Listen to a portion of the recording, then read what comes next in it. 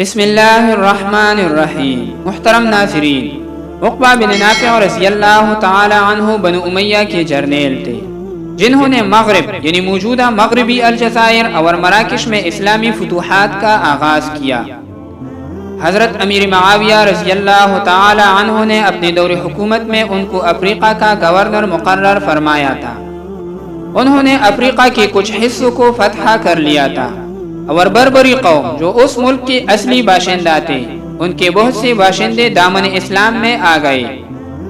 670 عیسوی میں عقبہ بن نافع رضی اللہ تعالی عنہ نے مصر کے صحراؤں کو عبور کر کے شمالی افریقہ فتح کیا اور اپنے راستے میں مختلف مقامات پر عسکری چوکیاں قائم کی۔ موجودہ تیونس میں انہوں نے قیروان کا شہر بسایا۔ یہ شہر اگلی فتوحات کے لیے پڑاؤ کے طور پر استعمال ہونے لگا۔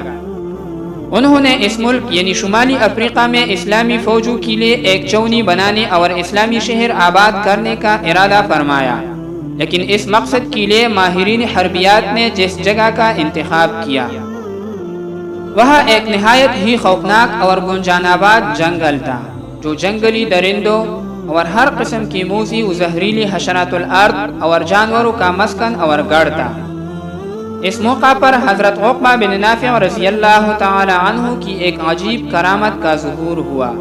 مروی ہے کہ حضرت عقبہ بن نافع رضی اللہ تعالی عنہ کے اس لشکر میں 18 صحابہ کرام موجود تھے۔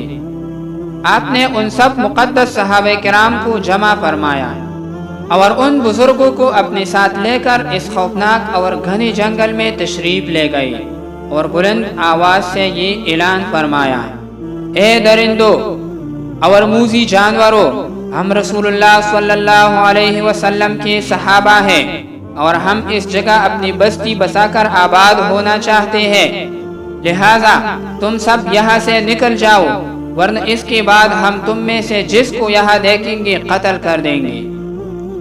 اس اعلان کے بعد اس آواز میں خدا ہی جانتا ہے کہ کیا تاثیر تھی۔ یہ سب درندوں اور حشرات الارض میں ہلچل مچ گئی اور غول در غول اس جنگل سے جانور نکلنے لگے۔ شیر اپنے بچوں کو اٹھائے ہوئے، بھیڑی اپنے بچوں کو لیے ہوئے، سانپ اپنی سنپولیوں کو کمر سے چمٹائے ہوئے جنگل سے باہر نکلے چلے جا رہے تھے، اور یہ ایک ایسا عجیب، ہیبتناک اور دہشت انگیز منظر تھا جو نہ اس سے قبل دیکھا گیا اور نہ کسی کی وہم و گمان میں تھا۔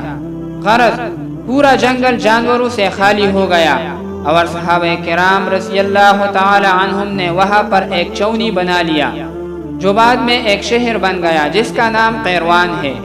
یہ شہر وہاں کی مسلمانوں میں بہت قابل احترام شمار کیا جاتا ہے، اس لیے کہ اس شہر کی آبادکاری میں صحابہ کرام رضی اللہ تعالی عنہم کے مقدس ہاتھوں کا حصہ ہے۔ یہ واقعہ معجم البلدان تذکرہ قیروان میں موجود ہے۔